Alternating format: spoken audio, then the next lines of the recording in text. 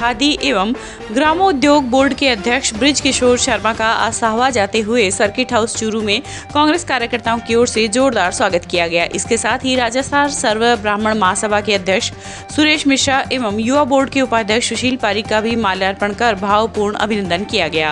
अध्यक्ष शर्मा ने प्रेस से बात करते हुए कहा कि मोदी सरकार हर मोर्चे पर फेल हो गई है और देश में नफरत की राजनीति इनका चुनावी हथकंडा बन गया है। जहां भी चुनाव होते हैं भाजपा सांप्रदायिक एजेंडे पर काम करना शुरू कर देती है। राजस्थान में मुख्यमंत्री अशोक गहलोत के नेतृत्व में आम जन की भलाई के लिए जन कल्याणकारी योजनाओं का भाजपा के पास कोई तोड़ नहीं है, इसलिए राजस्थान में भी माहौल खराब करना चाहते हैं, लेकिन मुख्यमंत्री के नेतृत्व में कांग्रेस मुंह तोड़ जवाब देगी। इस अवसर पर पूर्व पीसीसी सदस्य रियाजत खान, चूरू शहर ब्लॉक कांग्रेस के पूर्व अध्यक्ष राधेश्याम चोटिया, युवक कांग्रेस के पूर्व जिला अध्यक्ष उमाशंकर शर्मा आदि उपस्थित रहे।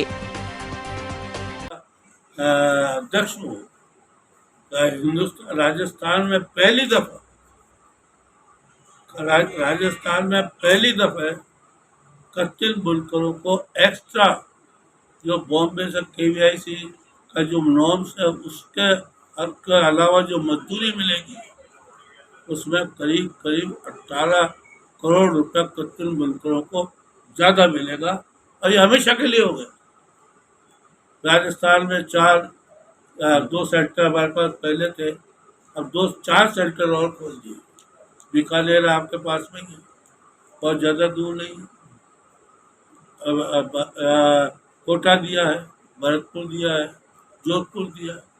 तो ये सब काम जो लोगों को बेरोजगार है उनको रोजगार देने का काम इसी तरीके से किया जाता है।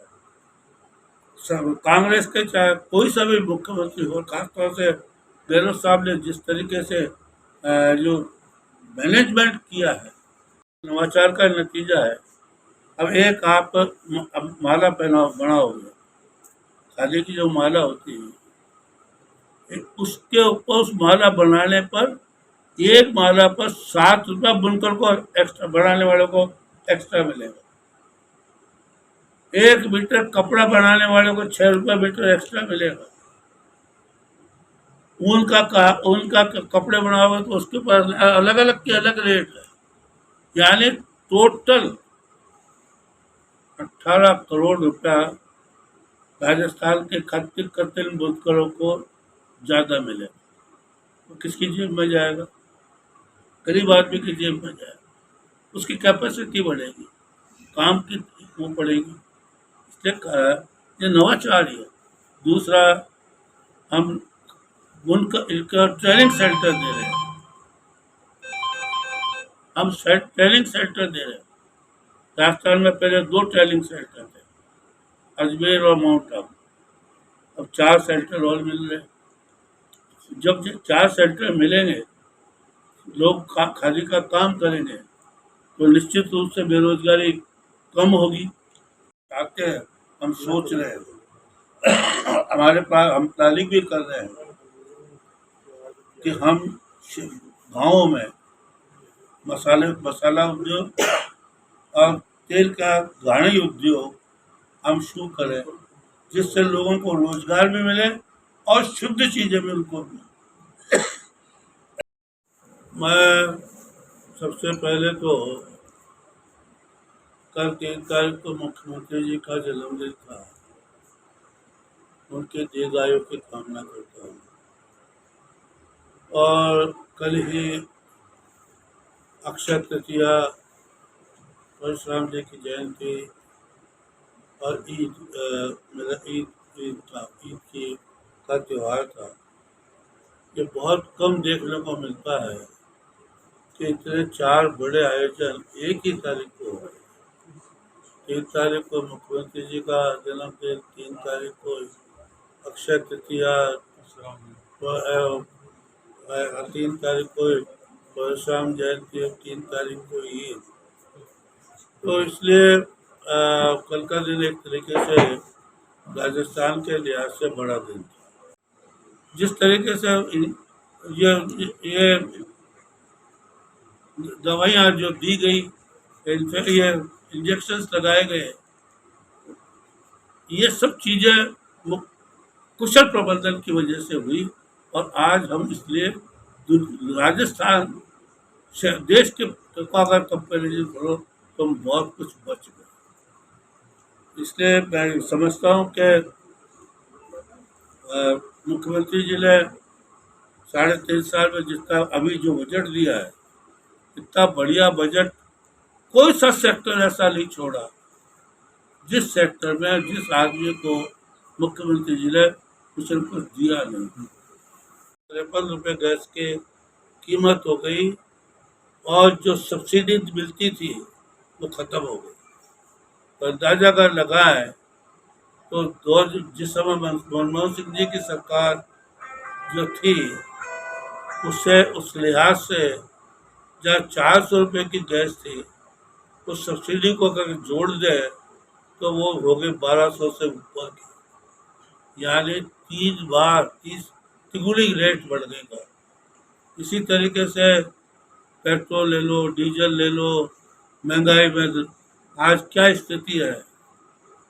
बाजार में सब्जी, रसोई में सब्जियां नहीं बन पाती, दाल 200-200 रुपये किलो हो गई, तेल आप सरसों का तेल या खाने का जो भी तेल है 200 से ऊपर हो गया। फिर गृहिणियों से पूछो किस तरीके से ये घर का बजट चला है नहीं। 2014 जितने वायदे थे उसमें से एक वायदा पूरा नहीं। 2016 में जो है नोटबंदी करके देश को बर्बाद कर दिया। आपको याद होगा, मैं याद दिलाना चाहता हूँ कि राजस्थान में, भैया अभी चाय थोड़ा बंद कर, और मेरी ओर से नहीं सबकी ओर से प्रदेशवासियों को बहुत बहुत शुभकामनाएं देता हूँ। सर जो ऐसा है कि मैं बहुत जानकारी अभी हुई नहीं है, जब तक पूरी जानकारी नहीं हो मैं इस बारे में बहुत कुछ कहना नहीं चाहूँगा, क्योंकि ऐसे पार्टियों का एक माहौल पैदा हो गया है। चुनाव जो जो नज़दीक आते हैं तो एक तरीके से सांप्रदायिक सौहार्द तोड़ने की कोशिश करते हैं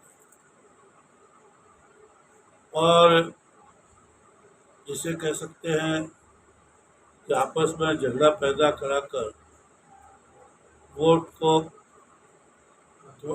का लाभ लेना चाहते हैं।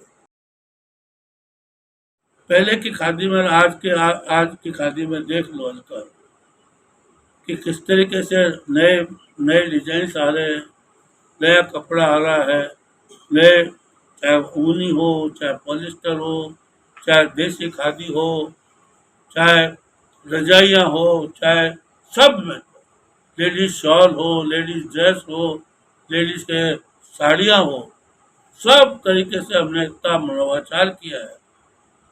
और मुख्यमंत्री जी इतने संवेदनशील है कि 2 बार 7 साल के पीरियड में खादी की रिबेट 50% तक दी है। जब खादी की रिबेट 50% हो गई तो लोग जो खादी का काम करते हैं, बुनकर भाई हैं, कत्तिल महिलाएं हैं, वो उस पर काम ज़्यादा मिलेगा, कपड़ा बिकेगा तो काम ज़्यादा मिलेगा। तो ये इनडायरेक्ट मजदूरों को मजदूरी देने का काम मुख्यमंत्री जी ने किया है और हम खादी के लिए और भी नवाचार करने का कोशिश कर रहे हैं। क्या काम किया, शहरों में भी नरेगा को जोड़ दिया, शहरों में भी नरेगा को जोड़ दिया, इसलिए गरीब आदमी को वहां भी काम मिलेगा। तो ये सब चीजें का जो सोच है वो कांग्रेस पार्टी का सोच है। अब भारतीय जनता पार्टी का एक ही सोच है कि आपस में लड़ाओ और राज करो। जाने नहीं, हिंदुस्तान में मनमोहन सिंह जी की जब सरकार थी तो एक साथ गैस के 50 रुपये बढ़ाए थे, 400-450 रुपये कर दिए थे गैस के। उस समय इन बीजेपी के लोगों ने जो कांग्रेस ये सड़कें थी वो खोद के रख दी थी विरोध के नाम। अब मुझे मैं चूंकि कैबिनेट में था उसमें समय है, जब 4:15 हुए तो मुख्यमंत्री जी ने रात को 12 बजे एक अचानक कैबिनेट की मीटिंग बुलाई और 50 रुपये में से 25 रुपये की सब्सिडी राजस्थान सरकार ने दी और उस समय 325 करोड़ रुपया उसके गैस की सब्सिडी को सरकार ने भुगताया। इनको चलाना पड़ता, घर इनको चलाना पड़ता।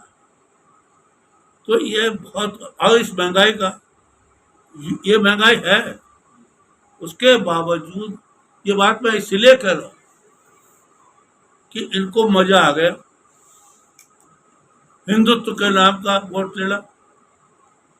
यूपी में अगर काशी का नहीं बनाया होता मंदिर, अयोध्या का नहीं बनाया होता और सांप्रदायिक दंगों का काम नहीं किया होता तो 5 राज्यों में तो सरकार बन जाती है, 4 राज्य नहीं बनती। कितना वोट परसेंटेज डाउन हो गया सिर्फ इसके बाद नाम पे सरकार बना। और आम आदमी का आज महंगाई इतनी बढ़ गई और जो नौकरियां हैं वो खत्म हो गई। तो इसलिए जो कोरोना का जो प्रबंध है आज राजस्थान में, जिस तरीके से कोरोना का प्रबंधन मुख्यमंत्री जी ने किया, दुनिया हिंदुस्तान के अंदर एक मिसाल बन गया। बहुत जल्दी एक खादी प्लाजा खोल गया और वो खादी प्लाजा भी इस बात को शो करेगा कि अब खादी किस तरीके से काम में ले। हमारा और भी इरादा है, हम चाहते हैं कि राजस्थान में, वैसे आज देश में सबसे बड़ी प्रॉब्लम है, और प्रॉब्लम क्या है कि शुद्ध चीज नहीं मिलती। चाहे वो मसाले में चले जाओ और चाहे तेल में चले जाओ, सारे मसालों में क्या नाम से मिलावट मिले।